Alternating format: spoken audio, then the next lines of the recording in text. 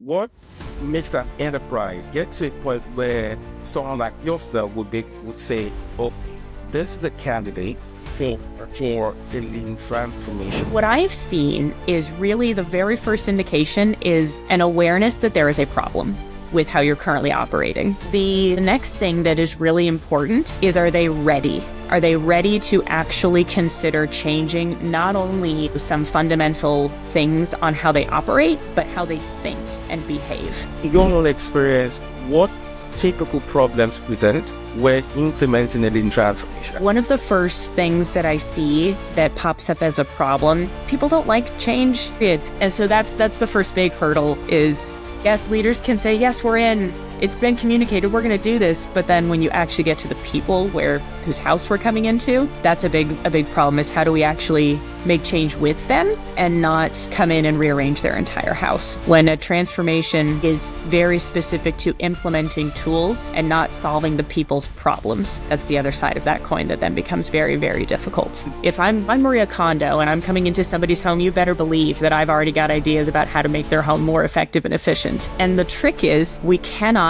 let those out, and not even holding back our own ideas initially, but holding back judgment is one of the most difficult things, but it is one of the most crucial things for a change agent to build trust.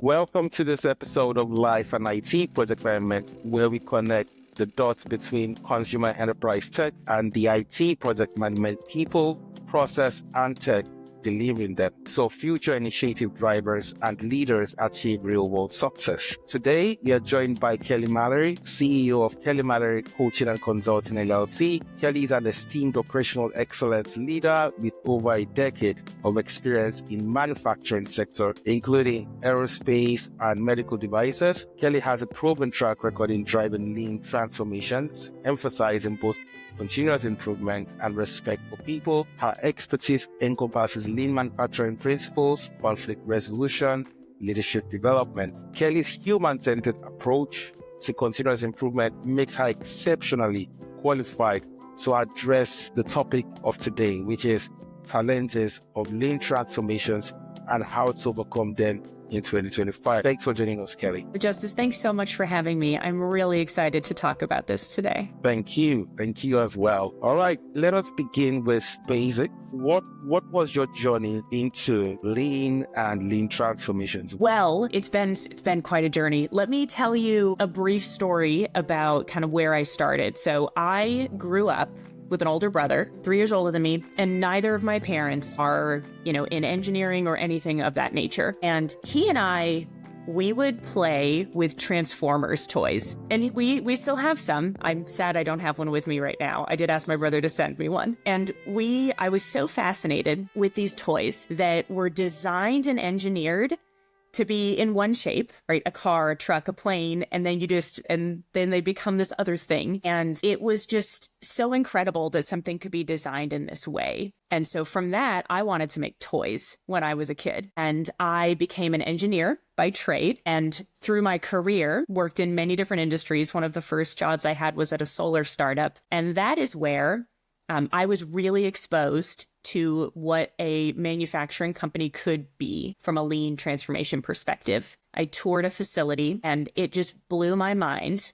and opened my eyes to what the possibilities were in manufacturing specifically. And from there, I knew, right? I knew in that moment, I was like, this is it. This just makes so much sense. This is the way I can help us be a little bit better. And so I read every book I could get my hands on. And from that, tried to implement and practice some of the things and failed miserably, which I think is the best way to learn. And through my career then across, as you mentioned, aerospace, med device, I began to be pulled more and more into the continuous improvement space until I was offered a role in a central team there. At which point I transitioned to being an engineer to being a recovering engineer. And now I focus, I use those engineering tools and trainings, especially scientific thinking and problem solving on the people side of how we help people with change. Fantastic. That was beautiful.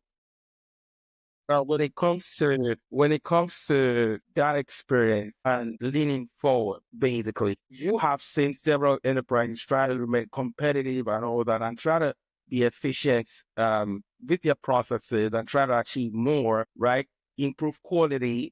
What makes an enterprise or project or program or portfolio get to a point where someone like yourself would say, okay, this is the candidate for a lean transformation? Yeah, that's a really great question. And I think there's a lot of schools of thought about like, when is a company ready? And so what I've seen is really the very first indication is an awareness that there is a problem with how you're currently operating, right? If the leaders and the business feel like, hey, this is working, we're doing just fine, there's no incentive to change. So why go and implement and strive for a transformation where everybody feels like the status quo is just okay? Now, if the business results are not where they need to be and business leaders are kind of stuck, not sure what to do, that's immediately a great candidate.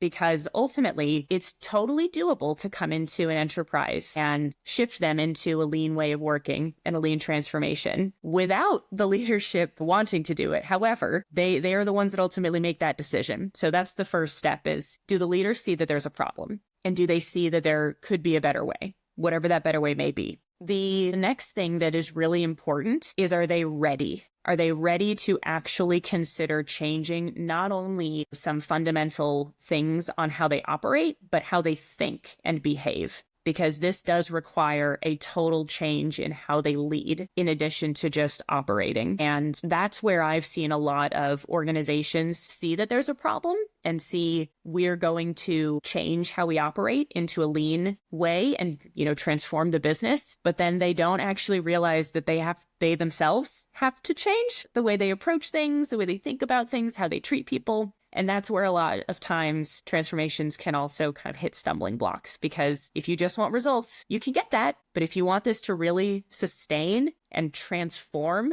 you, then you yourself have to look in the mirror and do a bit of work. So I think those are really the two key things. Otherwise, I've never seen anything else that indicates you can't do it. The myth of, well, we're so far behind, we can't possibly do this now, that's a lie.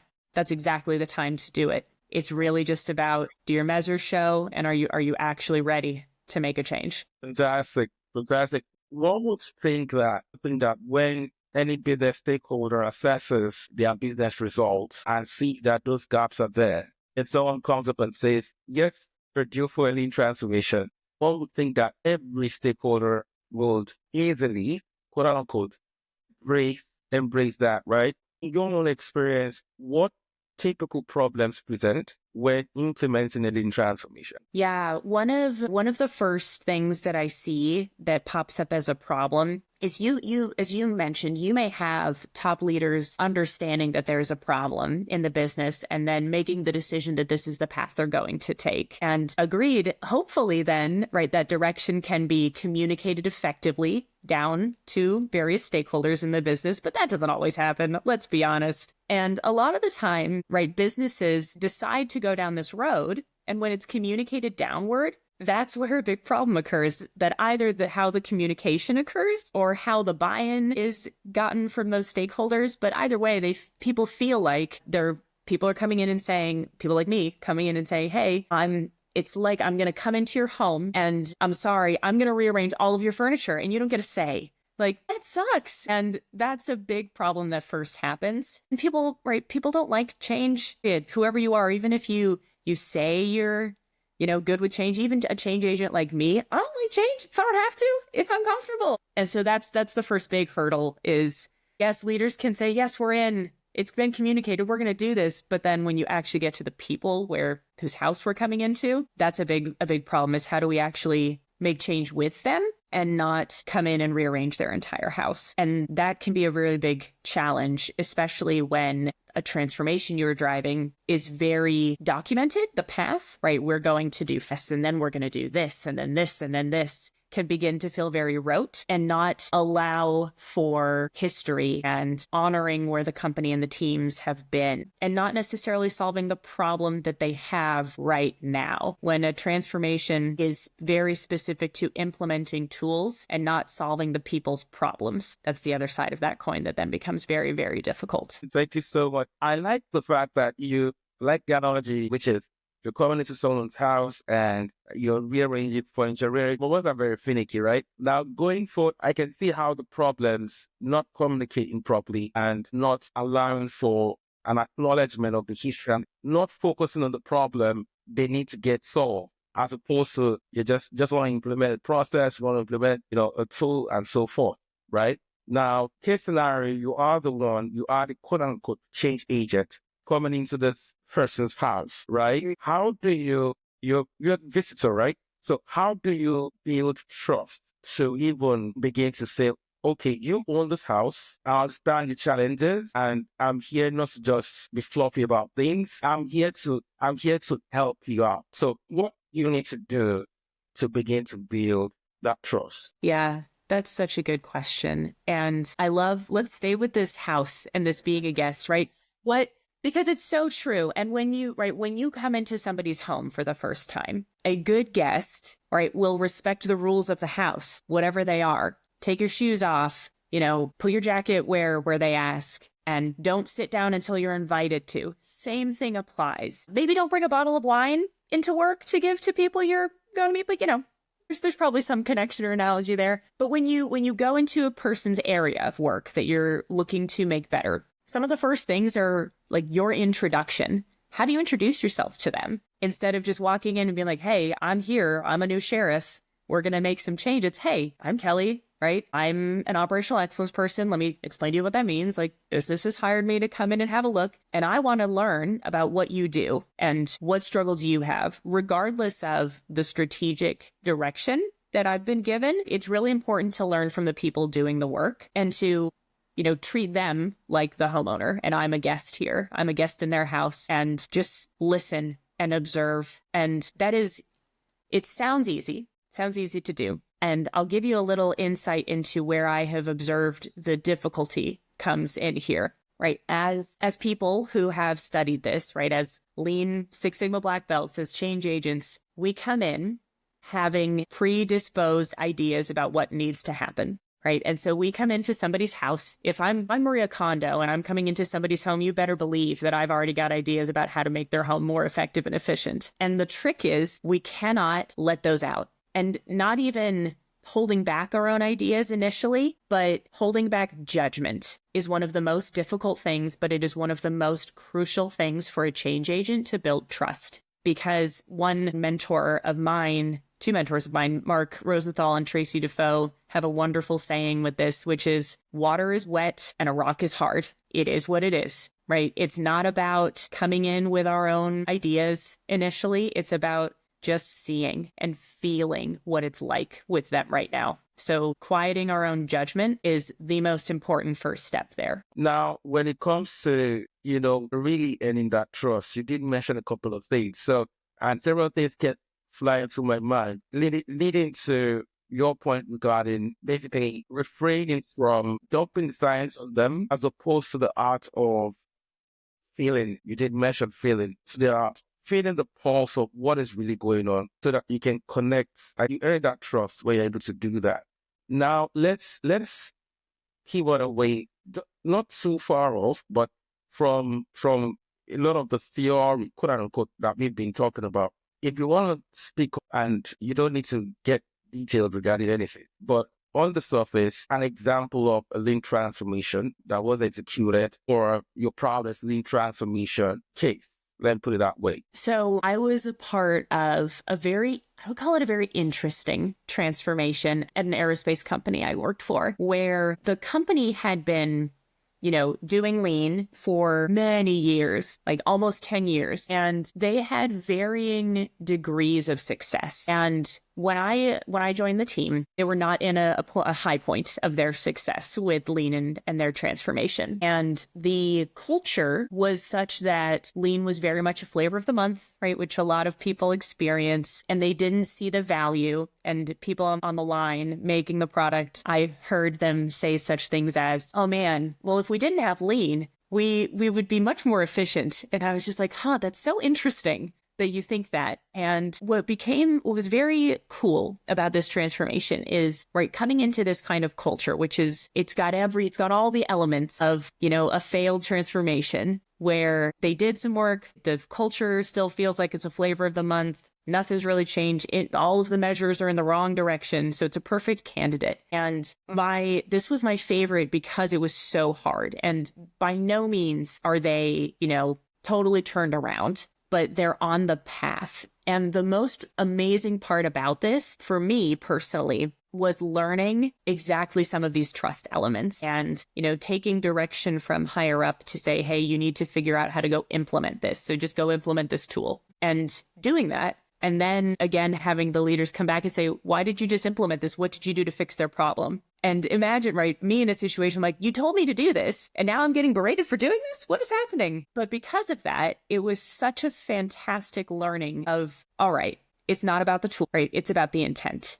And it's really just about solving people's problems. And when I got through that and, learned about my own internal judgments happening and was able to, shut that off a bit more, I was able to really focus on building those relationships and just hearing more from the folks on the line, what really was in their way. And once I heard that, I knew, right, my training, I knew the strategy, I knew where we needed to go. But by really understanding from them that, like, that's great, but this is really what my problem is, it made it even easier for me to connect the two and have a big impact. So we were able to truly change the layout of a line and add all the tools you want to see, 5S, visual management, standard work, all the beautiful things. But that wasn't important. What was important was how grateful they were that we solved the problems they actually cared about and were able to show the outcome results. And they're still on the path, but that lesson of, yeah, I told you to go implement a specific thing, but it's really about the intention behind that and how every tool, everything we do is ultimately about how do we see and solve problems for the people on the line and build that trust. That was a remarkable transformation moment for me. So let me use this word, and the audience can forgive me. So for the pundits out there, let me put myself into that and be specific. So what I'm hearing, and Kelly will correct me. So what I'm hearing is, this is not about, so the science of lean transformations, you're going through a define, measure, analyze, improve, and so forth. And there are tools across board. There's a framework and there are tools and all that. And you have the option of going in and just dumping that on, right? Dumping the science of that on them. So that's what I meant by dumping the science on them. Now, what Kelly is saying is, wasn't about the tool. It wasn't about dumping the science on them. It was about connecting with them so that whatever successes we achieve, even that way of working will be sustained going forward. The ways of working, the ways of product development that will be sustained. So that's really what I'm hearing. And that went well in how, as you heard, she first of all went about it one way and eventually went about it a different way. Kelly, did I miss anything, or do you want to add to that? You've got it spot on. Awesome. All right. Okay. So on to the next question. What advice would you give? So someone, I could split this into two categories. Let's speak to aspiring lean leaders. Aspiring lean leaders are called something else in our parlance, right? So you want to talk about evangelists and so forth, right? Right. But for aspiring lean leaders, someone hearing about lean the first time and someone thinking, okay, this might be, and someone probably an experienced professional in manufacturing for that matter, thinking, okay, maybe I might want to do what Kelly did, focus on continuous improvement and process improvement and all that. What advice would you have for such a person? So going into 2025, what I would say is, if you want to get into this, don't hold yourself back, right? Go. Learn everything you can, practice. Practice is really the best way to learn about any of this. But the one thing that I'll say that is maybe a little counter to, a normal piece of advice is don't just go learn about lean and the tools and,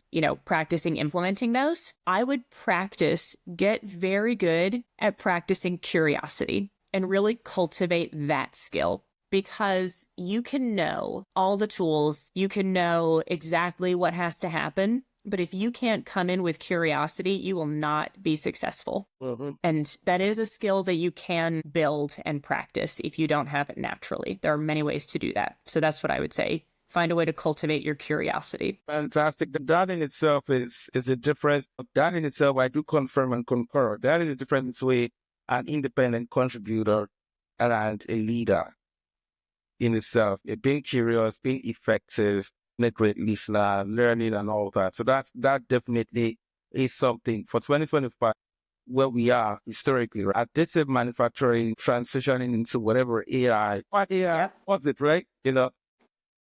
Awesome.